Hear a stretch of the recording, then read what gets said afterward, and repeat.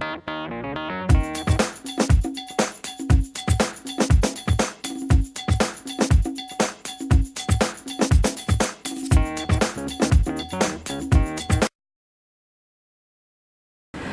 history of how this came about. There's a student group, basically a youth group called United Somali Students, formed 2 years ago in the UK.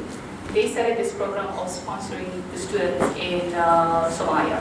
They had a representative who went down there, did the research, did the fieldwork, came up with students, made a connection with the university, and did their thorough research before they took up this organization.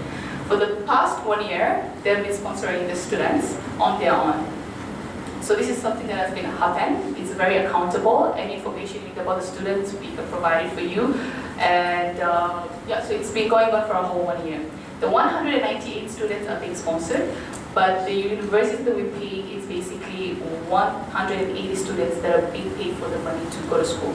And each university took up upon themselves and sponsored 2 orphans in each university as part of the sponsorship program of ours. So accumulatively, under the USS campaign of Teach Somalia, it's 198 students that are benefiting from this system. What are you studying in universities? Anything you want to study, and the universities offer it. So we have no conditions attached to it. And the only condition we have to it is they have to give back to the community by making 5 people in their community literate. Any age. You want to take an elder population, you want to take a younger population, it's better to have a literate populace rather than unliterate, right? So those students, through the help of the university, have to actually come back, pick up 5 people from your community, and make sure they are getting substantive education and learning either to read, write Somali, read, write English, or basics math. Yeah, so this is the only conditions that this program comes with and the sponsorship comes with. It's been very effective, and through the end, we'll see the webinars. We tried to make a live webinar where you can ask questions to students in Somalia, but we know time difference.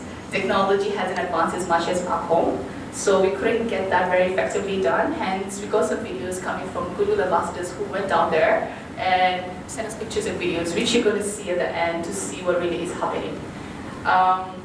So the couple of organizations which are involved, the premier organization we started this was the United Somali Students, very active organization, charity, and it's based in London.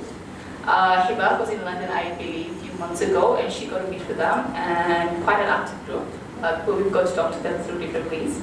Hopefully, any questions you have, we try to be as transparent as we can, so please feel free to drop us an email. If you need statistics, we'll more than welcome to try our utmost best to provide you all the information you need. So going forward to this, I just had something small written down to just see how the way we're going to. The Toronto team, we're trying to take a different mode. We've realized we have problems with our Somali youth, our marginalized youth in the education system in Toronto. So it makes sense for us to, yes, we're going to help Somalis, we're going to help our brothers and sisters in Somalia to get education, but it makes sense for us to not look into what really is happening our next door neighbors, our next door brothers and sisters, and it's a high time we start putting a blind eye to it and bring it up, right? And I'm not saying come up with this organization or come up with nothing like that. Basically, let's take our time. What we're trying to do is bring up the issues. Later on today, we're going to break into groups and going to bring up the line to this. We have some few questions that are going to help you direct your questions to what really is happening. And we're going to try and bring up what really is happening and get you ideas of what really is the problem.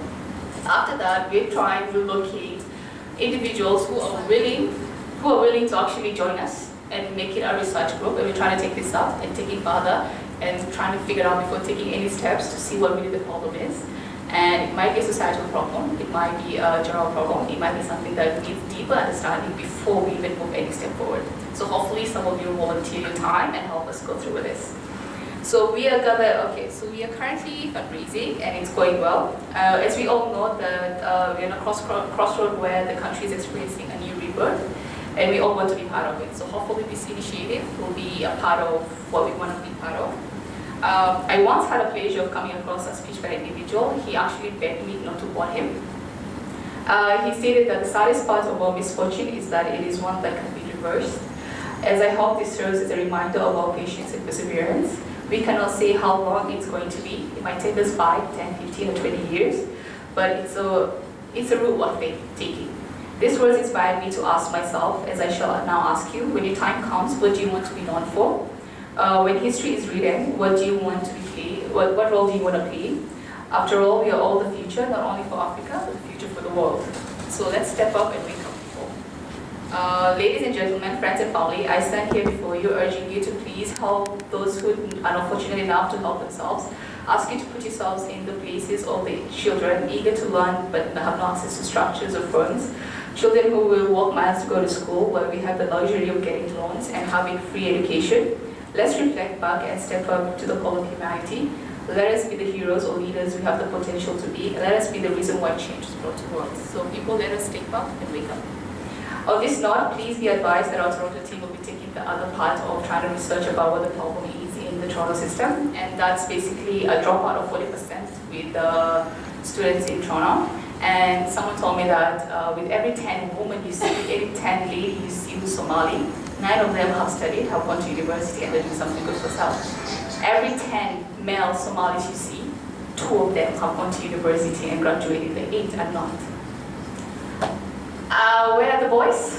Guys, come on. We can see how many girls are here. You can see all the campaigns are happening, it's being run by girls. You can see we don't have much support of you. I'll be honest and say, we really need your support, but you guys are not backing us up. So you guys need to wake up and stay up, believe me. Usually, okay, I went to this workshop, and I'm a workshop facilitator for Canadian Red Cross. And when people talk about teams, they always say there's nothing they can eye into it. There's always an eye in a team because every one of us are different.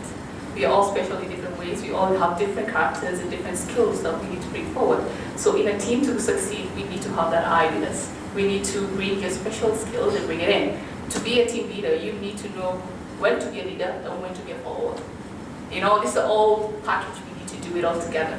So hopefully we will all know what we're good at and just offer it, you know, and we'll be willing enough to take it up and try and push it forward if we will go with it.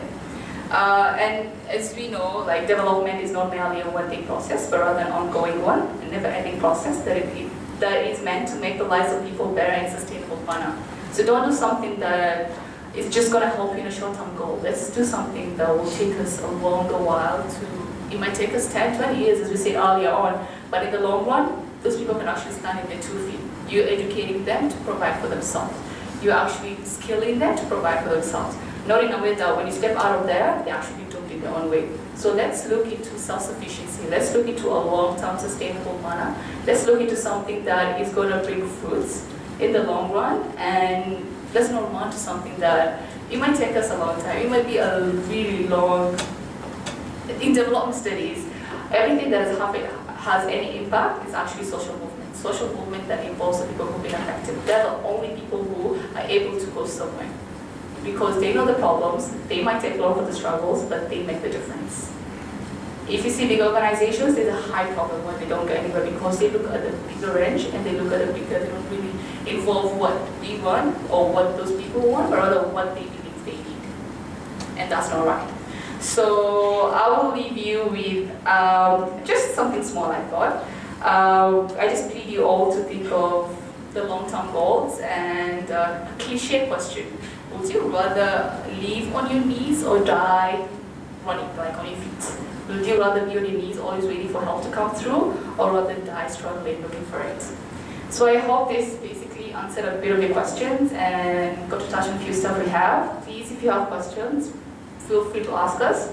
And if you don't understand any of my terms, please ask me to reply it. I will be more than glad to help you. Thank you so much, and have a good day. Thank you so much, Mariano.